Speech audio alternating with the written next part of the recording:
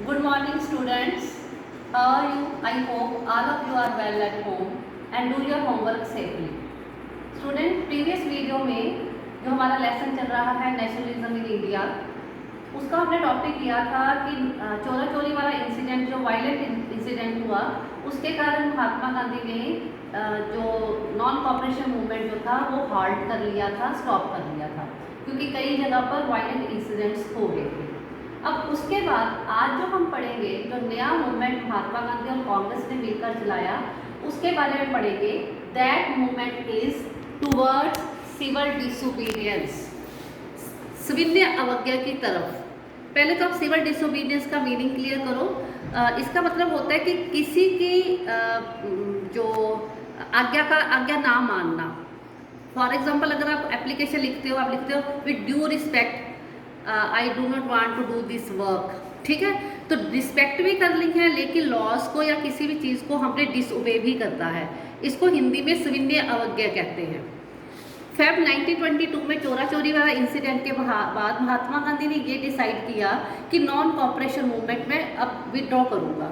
उनको ये लगा कि जो मूवमेंट है वो कई जगह पर वायलेंट हो गया है, मैनी प्लेसेस और सत्याग्रहीज को अभी और प्रॉपरली ट्रेड करने की ज़रूरत है, नया कोई भी मास स्ट्रगल जो है लॉन्च करने से पहले। दूसरा कारण ये था कि within the Congress some leaders जो थे अब वो थक गए थे मास स्ट्रगल करके, और उनको ये लग रहा था कि government of India act of 1919, याद कर लेना date, government of India act of 1919, जिसमें प्रोविजनल काउंसिल्स की इलेक्शन की पूरी प्रोविज़न थी, उसके अकॉर्डिंग कांग्रेस के कुछ लीडर उसमें इलेक्शन में पार्टिसिपेट करना चाहते थे।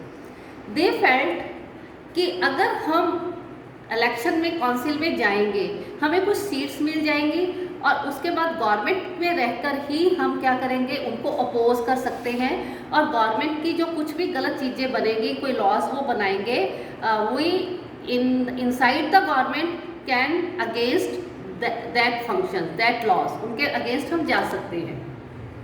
दो लीडर्स के नाम है C R Das and Motilal Nehru. उन्होंने कांग्रेस से अलग होकर एक अपनी अलग पार्टी बना ली, Swaraj party. It is also important question for one marks point of view. Swaraj party, who made the Swaraj party, C R Das and Motilal Nehru. और उन्होंने ये डिसाइड किया कि हम जो है काउंसिल पॉलिटिक्स में दोबारा से जाएंगे, इलेक्शन लड़ेंगे। बट कांग्रेस के जो यंगर लीडर्स थे, लाइक जवाहरलाल नेहरू एंड सुभाष चंद्र बोस, ये यंगर और रेडिकल लीडर्स थे। उनका ये मानना था कि अगर हम सिर्फ और सिर्फ इलेक्शन में पार्टिसिपेट करते हैं तो हमें फुल इंडिपेंडेंस नहीं मिलेगी, हमें और रेडिकल विद्रोही मेथड जो है अडॉप्ट करने पड़ेंगे। इस सिचुएशन में पूरी कंट्री में इंटरनल डिबेट एंड डिसेशन होता है, दो ग्रुप्स हो जाना। ये तो हो ही रहा था इंडिया की पॉलिटिक्स में। इंडियन पॉलिटिक्स को 1920s के बाद, ठीक है, और भी कई चीज़ों ने शेप किया, चेंज किया। शेप मतलब चेंज किया। इसमें फर्स्ट क्या था, पूरे वर्ल्ड में 1926 से लेकर 30 तक इकोनॉमिक क्राइसिस आई थी, आर्थिक महामंदी आई, जिसको इकोनॉमिक डिप्रेशन का नाम भी दिया जाता है। इकोनॉमिक क्राइसिस, इकोनॉमिक डिप्रेशन या आर्थिक महामंदी पूरे वर्ल्ड में आई थी। इसमें हुआ क्या था, एग्रीकल्चर प्राइसेस जो थे बहुत ज़्यादा गिर गए थे, और जो पीजेंट्स थे उनकी जो कॉस्ट पड़ती थी वो भी पूरी नहीं हो रही थी। इंडिया एग्रीकल्चरिस्ट था, कंट्री है और था, तो एग्रीकल्चर गुड्स के ऊपर बहुत ज़्यादा इसका इफेक्ट पड़ा।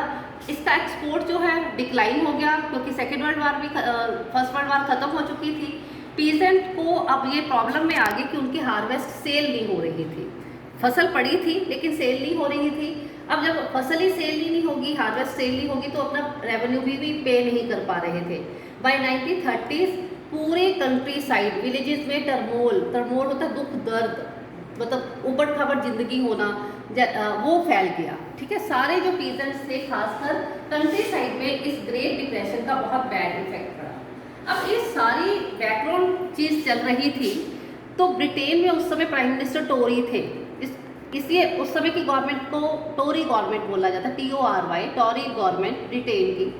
उन्होंने एक कमीशन भेजा इंडिया में, जिसको स्टैचुटरी कमीशन बोला जाता है। इस कमीशन के हेड थे सर जॉन साइमन, इसलिए इस कमीशन का नाम क्या था, साइमन कमीशन। ठीक है, इसने आकर देखना क्या था कि नेशनल मूवमेंट कैसे चल रहा है, और जो कॉन्स्टिट्यूशन सिस्टम इंडिया का है उसका वो फंक्शन उसका कैसा चल रहा है, और अगर कोई सुजेशन देनी है तो सुजेशन भी ये देगा, ठीक है। इस कमीशन का ये काम था। लेकिन एक प्रॉब्लम थी इस कमीशन की कि इस कमीशन में कोई भी इंडियन मेंबर नहीं था। 5 मेंबर्स थे, ऑल ऑफ देवर ब्रिटिशर्स, सारे के सारे ब्रिटिशर्स थे। तो एक ब्रिटिशर जो है इंडियन की प्रॉब्लम कैसे सॉल्व करेगा? तो एक भी सिंगल इंडियन मेंबर इसका नहीं था। 5 इसके मेंबर थे, 5 मेंबर्स थे, हेड थे जॉन साइमन। इसलिए इंडियंस ने सोचा कि हम इसका बाइकाट करेंगे। इसलिए जैसे ही साइमन कमीशन इंडिया आया 1928 में, डेट याद कर लेना, तो इसको ग्रीट कैसे किया गया, वेलकम कैसे किया गया, स्लोगन लगाकर गो बैक साइमन, साइमन वापस जाओ। इसमें सारी पार्टीज ने इसको में ज्वाइन किया, ऑल पार्टीज इंक्लूडिंग कांग्रेस, मुस्लिम लीग, हर जगह जो डेमोन्स्ट्रेशन हुए, मतलब जो इन्होंने स्ट्राइक किया इसके अगेंस्ट, जो भी स्लोगन वगैरह लगाए वो इसमें सारी पार्टीज इसमें शामिल थी। अब जब उस समय इंडिया का जो वाइसराय था वो लॉर्ड इरविन था। जब उसको लगा कि नहीं विद्रोह ज़्यादा हो रहा है, डेमोन्स्ट्रेशन ज़्यादा हो रहा है, तो उसने क्या किया, अक्टूबर 1929 में बिना किसी से कोई भी सलाह किए इंडिया को एक वेग सा ऑफर दे दिया। वेग का मतलब धुंधला सा, ना जैसे कुछ दिया भी और नहीं भी दिया, डोमेन स्टेटस का दे दिया। और ये कह दिया कि उसमें इंडिया का जो फ्यूचर था क्लियर नहीं था, और ये एक जैसे हम कहते हैं ना कि लॉलीपॉप दे देना, कि एक लालच दे देना। ये कह दिया कि राउंड टेबल कॉन्फ्रेंस में आप आओ, इनवाइट उन्होंने महात्मा गांधी को किया। और आपकी नॉलेज के लिए उस समय राउंड टेबल कॉन्फ्रेंस जो है ब्रिटेन में ही होती थी, वहाँ जाना पड़ता था उसको अटेंड करने के लिए। तो उन्होंने उनको बुलाया कि आप वहाँ आओ, हम डिस्कस करेंगे। लेकिन इन सारी चीज़ों से जो कांग्रेस लीडर्स थे वो सेटिस्फाइड नहीं हुए, ठीक है। खासकर जवाहरलाल नेहरू, सुभाष चंद्र बोस, वो बहुत ज़्यादा एग्जॉटिंग हो गए, ठीक है। लिबरल और जो मॉडरेट्स थे वो उनको ये लगा कि नहीं, ये तो थोड़ा इसको चेंज करना। लिबरल और मॉडरेट्स तो चाहते थे चलो कोई बात नहीं, शायद इससे हमें कुछ मिल जाएगा। तो इसलिए कांग्रेस में क्या हो गया, दो टुकड़े हो गए कांग्रेस के। तो इन दिसंबर 1929 में जवाहरलाल नेहरू की लीडरशिप में कांग्रेस का लाहौर में सेशन हुआ, लाहौर अधिवेशन इसको बोला जाता है। तो यहाँ पर उन्होंने क्या अनाउंस किया कि अब हमें पूर्ण स्वराज चाहिए, कंप्लीट इंडिपेंडेंस, फुल इंडिपेंडेंस चाहिए। और ये भी डिक्लेयर किया गया इस सेशन में कि अब एवरी ईयर 26 जैन जो है 1930, मतलब जो हम इंडिपेंडेंस डे के रूप में सेलिब्रेट किया करेंगे, 26 जैन को हम इंडिपेंडेंस डे के रूप में सेलिब्रेट करेंगे। वेन पीपल जो थे वो उन्होंने प्लेज ली, शपथ ली कि अब हमें कोई आधी चीज़ नहीं चाहिए, हमें कंप्लीट इंडिपेंडेंस चाहिए। बट जो ये सेलिब्रेशन जो थी वो सिर्फ और सिर्फ कुछ लोगों की ही अटेंशन को अपनी तरफ खींच पाई। सो महात्मा गांधी को ये लगा कि अब मुझे क्या करना चाहिए, एक अब्स्ट्रैक्ट आइडिया जो फ्रीडम का होता है। एब्स्ट्रैक्ट पता क्या होता है, जिसको हम देख ही नहीं सकते, जैसे हम लव को नहीं देख सकते, हेट को नहीं देख सकते, एयर को हम सिर्फ महसूस कर सकते हैं, उसको हम टच नहीं कर सकते। उसी तरह से फ्रीडम का आइडिया उस समय तक क्या था, अमूर्त था, अब्स्ट्रैक्ट था। अब महात्मा गांधी को ले लिया कि इसको हमने कंक्रीट इशू में चेंज करना है, एक सॉलिड इशू, एक कंक्रीट इशू जिसको हम देख भी सकते हैं। तो उसको उन्होंने उसमें चेंज करने की उन्होंने सोचा और ये कहा कि मैं इसमें एवरीडे लाइफ का कोई इशू जो है वो उठाना पड़ेगा, जिससे मैक्सिमम लोग जो हैं वो इसमें पार्टिसिपेट करें। तो बच्चे सोर्स सी देखो, the Independence Day pledge 26 Jan 1930 क्या प्लेज ली थी इस सेशन में, क्या लिखा था, we believe that it is the inalienable right of the Indian peoples as so any other people. इसका मतलब यह है, मैं आपको हिंदी साथ में बताती हूँ कि ये जैसे बाकी लोगों का बिना ना छीनने वाला अधिकार है, वैसे ही इंडिया का भी क्या ना छीनने वाला अधिकार है कि उनको इंडिपेंडेंस मिले, टू हैव फ्रीडम लेना, and to enjoy the fruits of their toil, जो वो मेहनत कर रहे हैं उसके फ्रूट्स को भी इंजॉय करने का पूरा उनका अधिकार होना चाहिए, and have the necessity of life, और जो ज़िंदगी की ज़रूरतें हैं उनको पूरा करने का भी पूरा अधिकार होना चाहिए, so that they may have full opportunity of growth. इससे उनको क्या मिलेगा, उनका पूरा विकास होगा।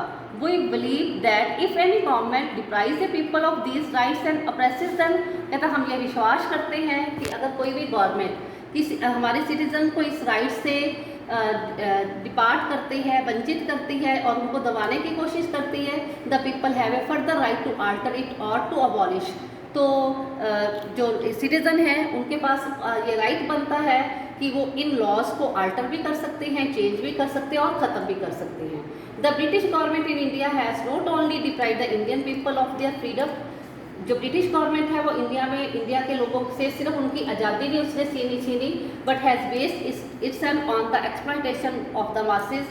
वो लोगों के शोषण के ऊपर बेस्ड है, एक्सप्लॉयटेशन के ऊपर बेस्ड है, and has ruled India economically, और इंडिया को पूरी तरह से खा रही है, उसका पतन कर रही है इकोनॉमिकली, मतलब आर्थिक तौर पर, पॉलिटिकली राजनीतिक तौर पर, कल्चरली सांस्कृतिक तौर पर और स्पिरिचुअली भी, आध्यात्मिक तौर पर भी।